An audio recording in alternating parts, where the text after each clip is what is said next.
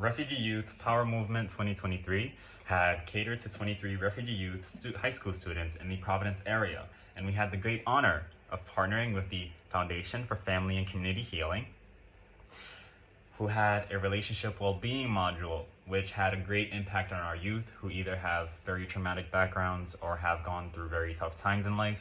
And these sort of conversations are not being normalized in the household. Relationship well-being module touched upon 3 things that were important for them. 1, understanding how a healthy relationship looks like. It's not the things that we see on social media of where someone has a conflict and you cancel them out. No. We want our youth to understand conflict, resolution, and talking things out. That was very incredible. 2, they talked about perspective, understanding other people's perspectives. 3, polarity thinking. This is something that's very common in life, where we think about ourselves and completely like we are not good at something, and instead of trying to say that I can improve and get better, we sort of just stick to that I'm not good and stay there. And that's not the way that we want our youth to speak to themselves or speak about themselves or think about themselves.